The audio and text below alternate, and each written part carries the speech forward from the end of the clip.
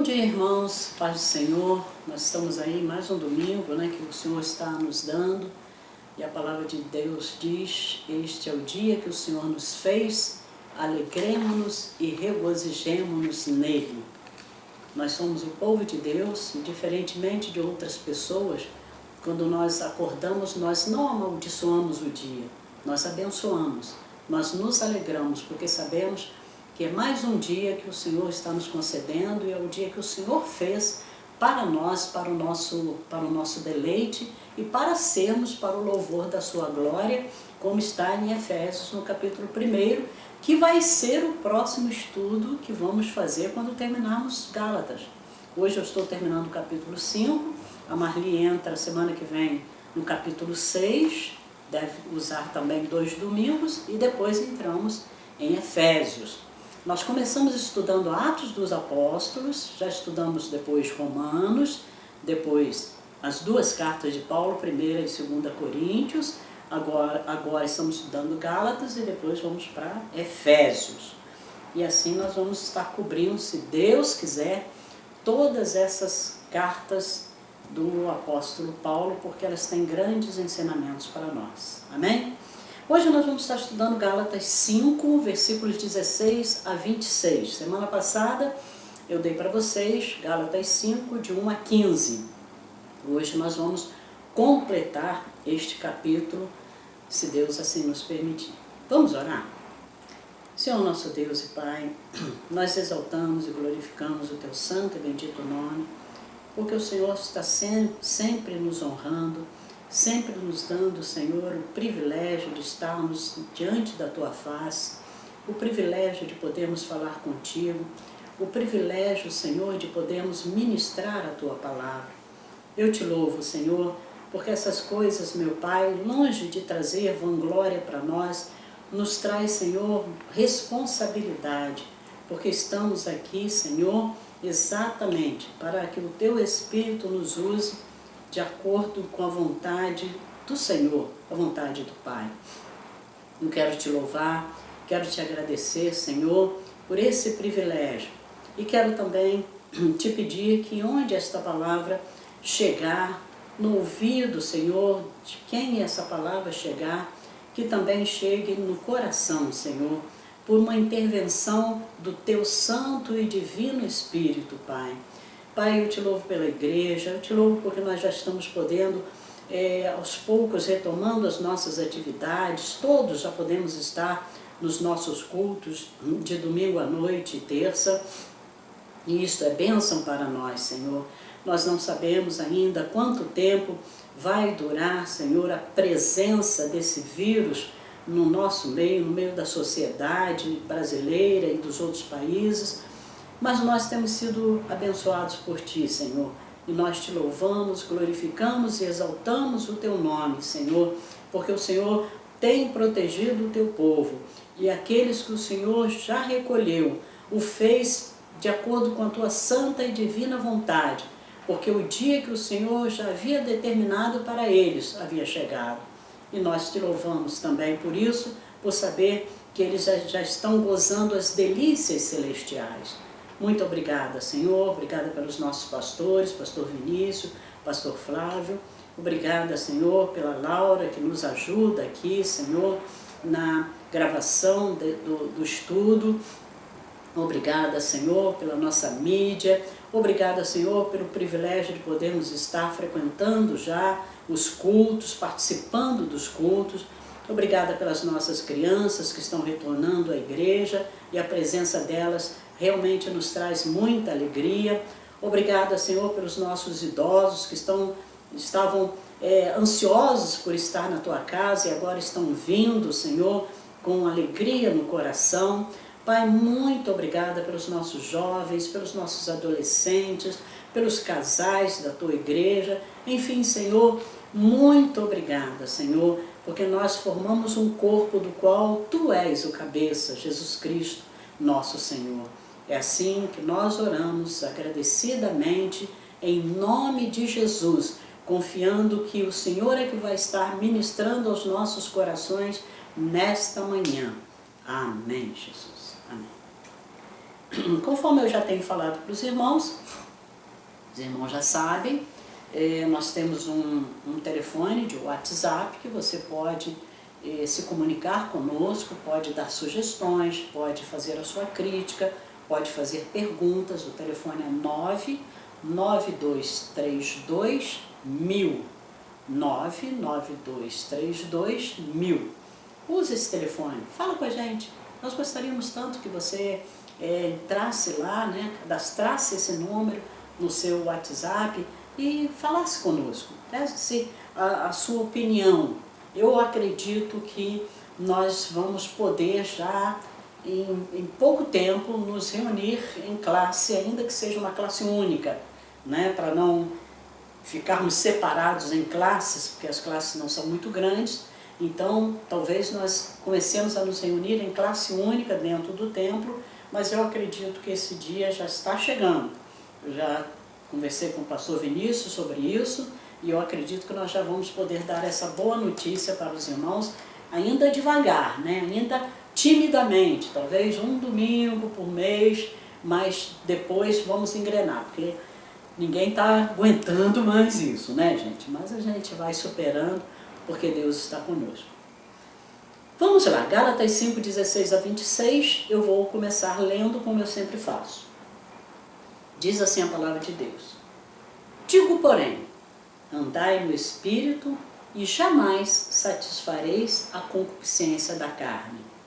Porque a carne milita contra o Espírito e o Espírito contra a carne, porque são opostos entre si, para que não façais o que porventura seja do vosso querer. Mas se sois guiados pelo Espírito, não estáis sob a lei. Ora, as obras da carne são conhecidas e são prostituição, impureza, lascívia, idolatria, feitiçarias, inimizades, porfias, ciúmes, iras, discórdias, dissensões, facções, invejas, bebedices, glutonarias e coisas semelhantes a estas, a respeito das quais eu vos declaro, como já outrora vos preveni, que não herdarão o reino de Deus os que tais coisas praticam. Mas o fruto do Espírito é amor, alegria, paz, longanimidade, benignidade, bondade, fidelidade, mansidão, domínio próprio. Contra essas coisas não há lei. E os que são de Cristo crucificaram a carne com as suas paixões e concupiscências. Se vivemos no Espírito, andemos também no Espírito. Não nos deixemos possuir de vanglória, provocando uns aos outros, tendo inveja uns dos outros. Esse é o texto que vai servir de base para o nosso estudo dessa manhã, e com ele a gente completa toda a leitura do capítulo 5 da carta de Paulo aos Gálatas. O que nós vamos estudar aqui nesses versículos são os ensinamentos de Paulo, concluindo essa carta aos Gálatas, depois só tem mais um capítulo, né? Onde ele diz sobre a vida no Espírito e como ele esperava, como ele ansiava que os cristãos da Galácia deviam viver de forma a agradar a Deus. Essas são as orientações que o apóstolo Paulo vai estar dando aqui aos crentes da Galácia. Quando nós estudamos esses versículos de Gálatas 5, do 16 ao 26, nós esperamos que esses princípios eternos, relevantes, válidos, atuais em todas as épocas, eles sejam cunhados, sejam lavrados em nosso coração pelo Espírito de Deus, para que nós também aprendamos a viver nossa vida no Espírito e não na carne. Não foram ensinamentos só para os Gálatas, são ensinamentos para a igreja hoje, são ensinamentos para os cristãos de hoje. E nós então precisamos cunhar isso no nosso coração, no nosso espírito, para também aprendermos a viver conforme Paulo esperava que os Gálatas vivessem. Se nós temos a vontade de possuir as qualidades relacionadas aqui nos versos 22 e 23, que ele fala aqui, né, o fruto do Espírito, amor, alegria, paz, longanimidade, benignidade, bondade, fidelidade, mansidão, domínio próprio, então nós podemos ter certeza de que o Espírito Santo estará nos guiando para que a gente possa caminhar esses passos aqui. Não é uma coisa isolada nossa, o Espírito Santo tem interesse nisso e ele vai estar junto conosco, caminhando para que nós usufruemos, tenhamos o fruto do Espírito em nós. Vocês sabem que é uma diferença de uma Bíblia para outra, e alguns têm algumas palavras que não são as que eu li aqui, se referindo ao fruto do Espírito, assim também como as obras da carne, mas são praticamente sinônimas, tá? São palavras que são sinônimas. Ser dirigido pelo Espírito Santo, ele desperta o que em nós? Desperta o desejo de ouvir, desperta a disposição imediata de obedecer à palavra de Deus e desperta a sensibilidade de discernir entre os nossos sentimentos e a inspiração divina, a inspiração que vem de Deus. Eu quero falar agora para vocês sobre duas forças, dois destinos. Parece até filme de faroeste, né? Duas forças, dois destinos. É mais ou menos isso aí mesmo. Nos versos 16 e 17, o apóstolo Paulo, ele descreve as duas forças antagônicas que estão lutando dentro de nós. Vamos ler de novo aqui, 16 e 17, ele diz assim: digo, porém, andar no Espírito e jamais satisfareis a concupiscência da carne, porque a carne milita contra o Espírito e o Espírito contra a carne, porque eles são opostos entre si, para que não façais o que porventura seja do vosso querer. Então, o apóstolo Paulo está descrevendo essas duas forças antagônicas, contrárias, e ele diz que essas forças elas estão lutando dentro de nós. É o Espírito Santo lutando com a nossa natureza pecaminosa, ou seja, os iníquos desejos e inclinações que são geradas pelo nosso corpo. O apóstolo Paulo diz que há uma guerra, há uma luta ferrenha dentro de nós. Porque o apóstolo Paulo está ensinando sobre essa guerra interna nos crentes da Galácia. Lembra dos judaizantes, né? Vamos de novo falar deles, porque a carta tem tudo a ver com a participação, vamos dizer assim, a participação medonha, a participação drástica desses judaizantes no meio da igreja. Então os judaizantes, eles estavam oferecendo aos crentes da Galácia o seguinte caminho: a forma de vocês vencerem as paixões do coração de vocês é vocês seguirem a lei de Deus. Se vocês observarem os preceitos da lei, a circuncisão, o calendário sagrado dos dias especiais, a dieta religiosa, não pode comer isso, aquilo, e a lei moral de Deus, resumida nos 10 mandamentos, vocês obterão uma vitória e vocês vão conseguir controlar os desejos da carne. Então vem o apóstolo Paulo aqui, nesses versículos, e diz: nananina não, isso não funciona. E diz ainda que só tem uma maneira de vencerem os cristãos da Galácia as paixões da carne, e vencemos nós também, né? Vencemos os desejos pecaminosos que brotam no nosso coração. Qual é a única maneira? É a vida no Espírito.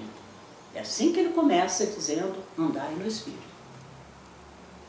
Essa guerra que o apóstolo Paulo fala aí, ela só é vencida se nós vivemos no Espírito, se a nossa vida estiver pautada, embasada no Espírito Santo de Deus. Eu me lembro que eu já comentei aqui na igreja, não sei se na minha classe ou em alguma palestra, alguma pregação, sobre a conversa de um chefe da tribo indígena Cherokee, e o seu neto. Esse chefe era avô dessa criança, né? E ele estava conversando com ele, um garoto de mais ou menos aí 5, 6 anos. O chefe estava ensinando ao seu neto sobre a existência de 2 lobos existentes dentro de nós. 2 lobos, segundo ele, que nós temos dentro de nós. E ele dizia ao seu neto que esses 2 lobos, eles estão em constante guerra. Em luta ferrenha, um tentando vencer o outro, um tentando destruir o outro. Aí o neto perguntou assim para o seu avô: vovô, quem ganha essa guerra? Aí o avô, com muita sabedoria, disse assim: aquele que você mais alimenta. Essa história me impressionou bastante quando eu li na primeira vez, e ela ainda me impressiona nos dias de hoje, toda vez que eu me lembro dela. E ela me faz me policiar e indagar de mim mesma: que lobo eu estou alimentando mais? Que lobo que eu estou alimentando mais? Quando Paulo fala aqui que a carne luta contra o espírito, ele não está dizendo que são 2 forças iguais. Não está dizendo não. Ele sabe que o espírito é infinitamente mais poderoso. O espírito é mais poderoso do que a concupiscência da carne. Mas o apóstolo, ele limita a atuação do espírito quando ele diz no versículo 16: digo, porém, andai no espírito e jamais satisfareis a concupiscência da carne. É uma condição sine qua non.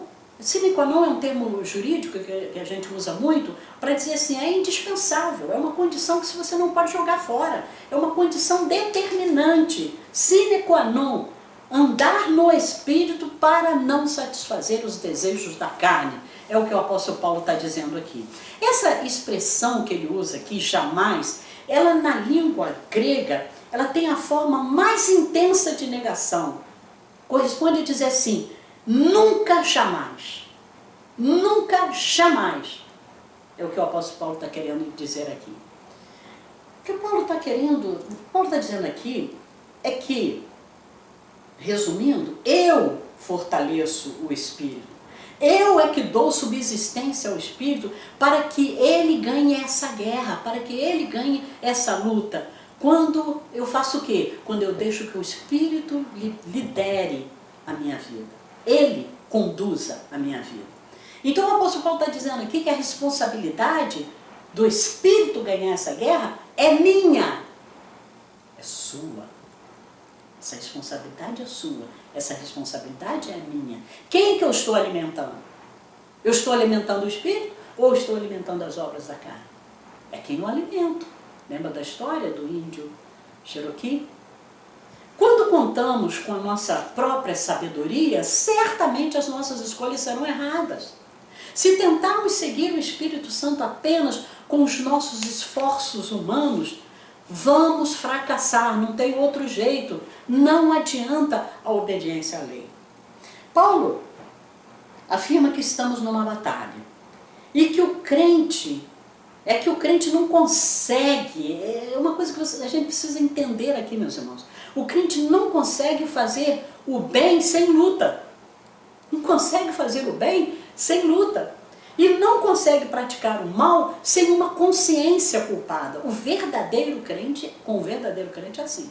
Para fazer o bem é luta, faço ou não faço, dou ou não dou, contribuo ou não contribuo com essa pessoa. Está entendendo? É luta. Chego e peço perdão, não peço. É luta. Fazer o bem é luta. E quando ele faz o mal, a consciência imediatamente pesa, fica aquilo na cabeça. Por que eu fiz? Não devia ter feito. A consciência culpada se levanta. Essa é a luta que Paulo está tratando aqui. Essa é a batalha. O crente sincero, verdadeiro, que anda no espírito, ele é bipolar. Olha, o que é isso, Zé? O crente é bipolar? Ele é bipolar. Sabe por quê? Lá em Romanos 7,19, Paulo diz: não faço o bem que prefiro, mas o mal que não quero, esse faço. O crente bipolar. Ele não faz o bem, que ele sabe que é o certo, que ele gostaria. Mas o mal que ele sabe que é errado e que ele não quer, isso ele acaba fazendo. Tchau, livre-arbítrio. Acabou o livre-arbítrio, né? Ou eu sou guiada pelo Espírito, ou eu sou guiada pela minha natureza carnal. Não há neutralidade nesse caso. Ou você anda pelo Espírito, ou você vai andar pela concupiscência, pelas paixões da sua carne. O único caminho para nos libertarmos de nossos desejos pecaminosos, que Paulo elenca aí nos versículos 19 a 21, né, que são as obras da carne, terminando por dizer que os que tais coisas praticam, ele diz assim, não herdarão o reino de Deus. Não vão herdar o reino de Deus. O único caminho para nos libertar disso é por intermédio do poder recebido do Espírito Santo. Não tem outro jeito, não tem outro caminho. Todos nós temos desejos pecaminosos e não vamos ignorar isso, meus irmãos. Não vamos dizer, eu não tenho, não, você tem sim. Todos temos. Não podemos ignorar isso. Mas se nós quisermos seguir as orientações do Espírito Santo, nós devemos decididamente enfrentá-los. Olha o que o apóstolo Paulo diz no versículo 24. E os que são de Cristo crucificaram a carne com as suas paixões e concupiscência. Crucificaram. É crucifixo, é crucificação, né? É matar, é destruir a carne. É destruir. A gente encontra isso na Bíblia N vezes, né? N vezes. O próprio Jesus disse, se alguém quiser ser meu discípulo, negue-se a si mesmo, tome diariamente a sua cruz e siga-me. Quer dizer, mate-se, né? Mate a sua vontade para você me seguir.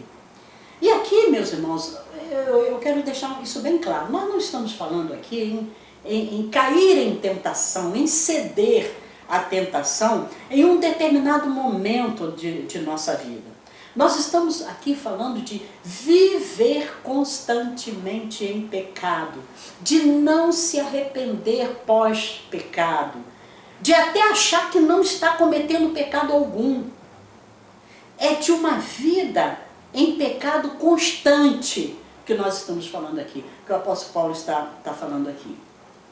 Eu estava ouvindo o reverendo Augusto Nicodemos e ele contava que ele estava de férias com a esposa dele e um outro casal de férias, e eles então resolveram fazer um passeio, estavam na África, resolveram fazer um passeio no continente africano, e eles saíram de uma determinada região e cruzaram todo o continente para chegar lá na cidade do Cabo, que fica no outro extremo. Eles andaram aproximadamente 5.000 quilômetros de carro nessa viagem de férias, de passeio. Ele disse que foi muito bom, a viagem foi muito proveitosa, foi muito maravilhosa.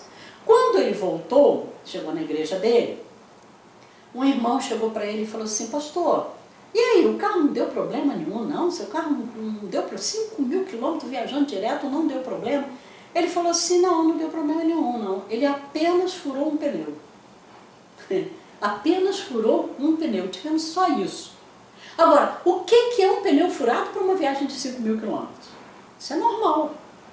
Mas se o pneu, vamos lá, usando esse exemplo dele, furasse a cada 100 quilômetros, de 100 em 100 quilômetros, o pneu furasse, aí, né, meus irmãos, seria normal. Aí tem algum problema. Eu quero aplicar isso no caso que o Paulo está falando aqui. Não é que se cedermos às paixões carnais uma vez na vida vai ser normal. Eu não estou dizendo isso. Por favor, me entendam, não me crucifiquem. Crucifica a carne de vocês, a minha não. Mas viver nadando nas paixões a todo momento, sem arrependimento, sem consciência de pecado, sem achar que está agindo contrário às leis de Deus, aí sim, isto sim é anormal e a vida do crente, a vida do Espírito Santo não está neste crente. Não está nesse crente. Se ele vive constantemente em pecado, não se arrepende, não tem a consciência de que está em pecado, tá? Não se volta para Deus, aí não há normalidade nisso. Se ele cai peca. Puxa, por que eu fiz isso? Senhor, me perdoa. E sinceramente se arrepende, é como um pneu furado numa viagem de 5.000 quilômetros. Mas se ele peca hoje, peca amanhã, peca o mês inteiro, e não se arrepende, e não tem consciência de pecado, é como um pneu furado de 100 em 100 quilômetros numa viagem de 5.000 quilômetros. Estão entendendo, meus irmãos? Estão entendendo? Esses desejos que o apóstolo Paulo fala aqui, eles incluem tanto pecados evidentes como imoralidade sexual, atividades demoníacas, né? Porque ele fala idolatria, feitiçaria, não é isso? Mas eles incluem também outros desejos, pecados menos óbvios, como hostilidade, ciúme, invejas, glutonaria, né? Bebedices, que ele fala aqui, que normalmente a gente, isso aí não tem importância. Não, tem. O apóstolo Paulo diz que tem. Tem. A gente olha o pecado do adultério e fala, olha, da glutonaria, Mas o apóstolo Paulo diz, olha o que ele diz, a respeito dos quais, dessas coisas todas, eu vos declaro, como já outrora vos preveni, que não herdarão o reino de Deus os que tais coisas praticam. E olha só, que quando o apóstolo Paulo elenca aqui essas obras da carne, ele diz assim, e coisas semelhantes a esta. Então ele está querendo dizer o seguinte, não é só isso aqui não, hein, gente? Não é só isso aqui não. Tem mais coisas aí. Que senão você faz a listinha e fala, opa, isso aqui eu não faço, isso aqui eu não faço, eu não faço. Mas faz um monte de outras coisas. Mas não está na Bíblia. Não, ele fala assim, coisas semelhantes a esta. Quer dizer, coisas que são da carne, que brotam da sua carne, que são só desejos carnais, tá? E que não alimentam o seu espírito. É isso que ele está querendo dizer aqui. Os que ignoram esse pecado, ou se recusam a enfrentá-los, crucificá-los, como ele diz aqui no versículo 24, mostram que não receberam o dom do Espírito que leva a uma transformação de vida. Meus irmãos, transformação de vida é primordial na vida do crente sincero, do crente que quer realmente andar no Espírito. Transformação de vida. Agora vamos falar um pouquinho sobre o fruto do Espírito. O fruto do Espírito, o que seria isso e por que está no singular? Na realidade, não há uma explicação teológica para esse termo estar no singular. Não há. Mas a gente entende que o fruto do Espírito é a obra espontânea do Espírito Santo dentro de nós. O Espírito, ele produz certos traços de caráter que são encontrados na natureza de Cristo. Por isso que é um fruto, é um fruto porque é a natureza, faz parte da natureza de Cristo, o quê? O amor, alegria, paz, longanimidade, benignidade, bondade, fidelidade, mansidão, domínio próprio. Por isso que é o fruto do Espírito. São os, vamos dizer assim, os subprodutos de seu controle sobre a nossa vida, controle do Espírito sobre a nossa vida. Não vamos conseguir obter esse fruto aí se nós tentarmos alcançá-los, atingir sem a ajuda do Espírito Santo. Não dá para nós não somos fortes, nós já falamos isso em outro capítulo que estudamos aqui, tá? Nós não somos fortes, nós temos uma carnalidade muito pujante, nós não vamos conseguir, e é isso aí, tá? Não vamos conseguir. Se quisermos que o fruto do Espírito ele cresça em nós, nós temos que unir a nossa vida à vida de Deus. Unir a nossa vida à vida de Deus. Quer ver? Olha o que Jesus falou, que está lá em João, no capítulo 15, eu faço questão de ler, versículo 4 e 5, ele diz assim, isso aqui é Lucas, deixa eu voltar aqui, João, capítulo 15, voltar não, andar para frente, né? João 15, 4 e 5 diz assim, permanecei em mim, e eu permanecerei em vós. Como não pode o ramo produzir fruto de si mesmo, se não permanecer na videira, assim nem vós o podeis dar, se não permanecerdes em mim. Eu sou a videira, vós os ramos. Quem permanece em mim e eu nele, esse dá muito fruto, porque sem mim nada podeis fazer. Então, o apóstolo Paulo está dizendo aqui que nós devemos conhecer Deus, nós devemos amar Deus, nós devemos nos lembrar de Deus e nós devemos imitar Deus. Isso é andar no Espírito. Agora observe aqui, meus irmãos, uma coisa muito importante. Jesus disse que toda a lei se resume num só princípio, que é amar a Deus sobre todas as coisas e ao próximo como a si mesmo. E assim estaríamos cumprindo toda a lei. Quando a gente lê qual é o fruto do Espírito, amor, alegria, paz, longanimidade, benignidade, bondade, fidelidade, mansidão e domínio próprio, veremos que os que têm o fruto do Espírito estão cumprindo o propósito da lei. Qual é o propósito da lei? Amar a Deus acima de todas as coisas e amar ao próximo como a si mesmo. Nós temos 3 pessoas para amar aí: Deus, o próximo e você mesmo. Isso tudo está contido aqui no fruto do Espírito. Então, nós vemos aqui que Paulo ele está mais uma vez combatendo a exigência do cumprimento da lei que os judaizantes ficavam colocando na cabeça dos Gálatas, porque ele faz esse contraponto, mostrando que se andarmos no Espírito, seu fruto em nós nos leva automaticamente ao cumprimento da lei. Porque qual era o maior dos princípios? Amar a Deus sobre todas as coisas e ao próximo como a você mesmo. Então, andando no Espírito, o fruto que está estando em nós nos leva automaticamente ao cumprimento da lei, exatamente naquilo que a lei tem e que realmente importa para Deus.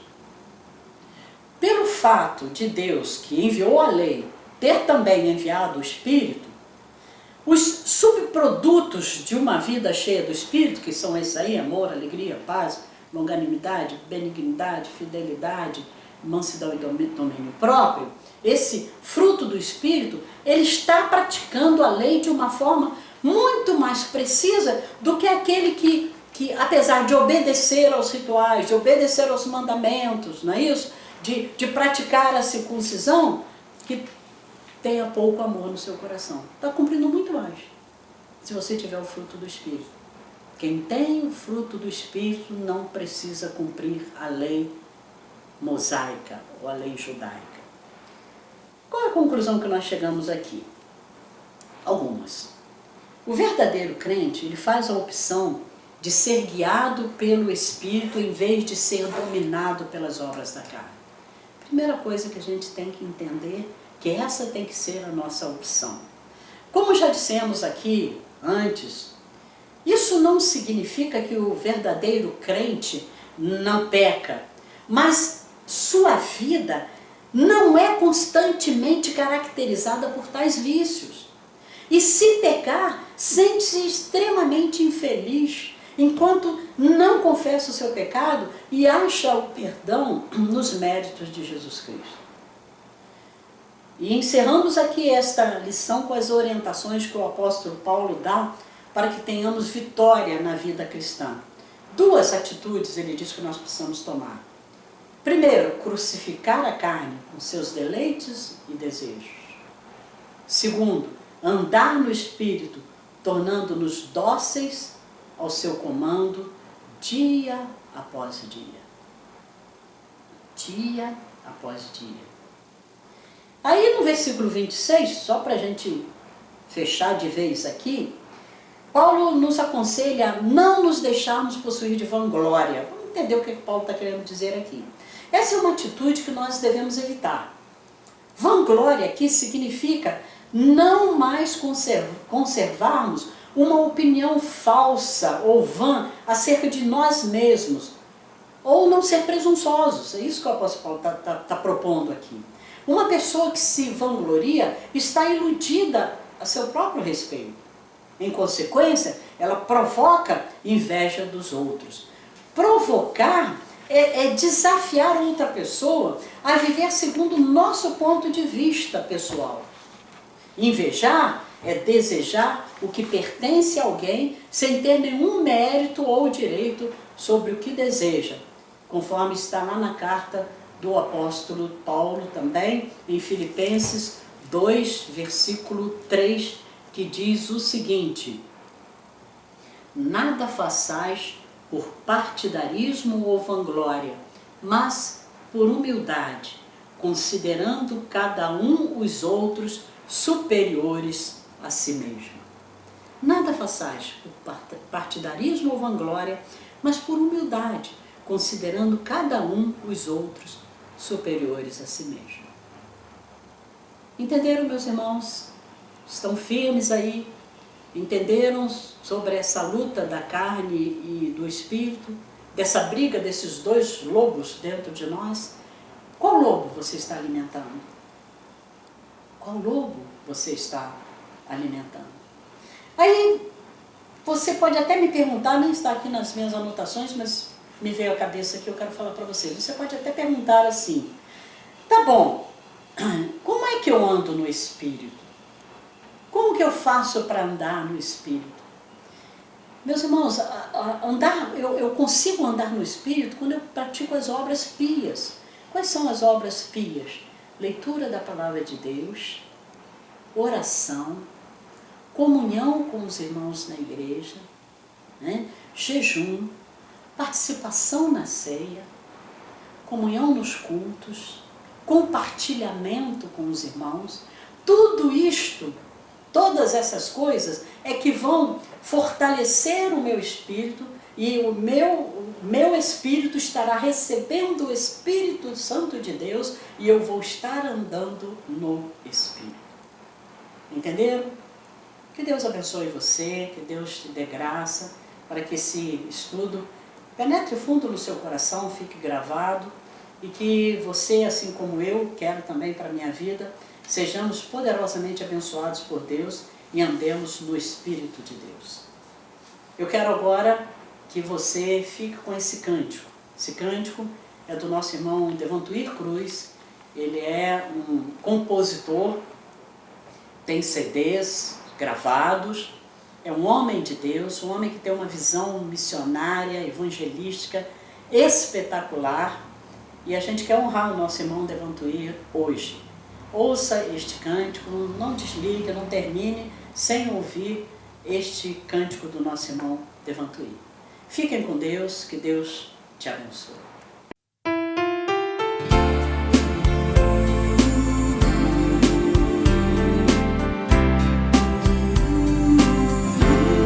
Ó vem, Senhor Jesus,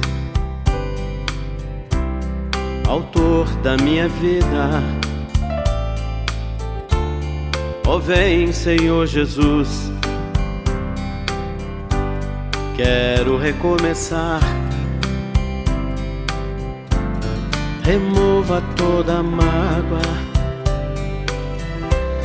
de tantos desenganos, também todo o amargor que em mim possa existir. Ó vem, Senhor meu Salvador, torna-me puro, torna-me santo pro teu louvor. O que mais quero em mim, Senhor, é a plenitude do teu Espírito Santo de amor. Ó vem, Senhor Jesus, Senhor da minha vida. Ó vem, Senhor Jesus, me ajude a perdoar. Em ti sei que é possível virar a outra face ceder também a capa. Se a túnica alguém quer levar, ó, vem, Senhor, meu Salvador, torna-me puro, torna-me santo pro teu louvor. O que mais quero em mim, Senhor, é a plenitude do teu Espírito Santo de amor.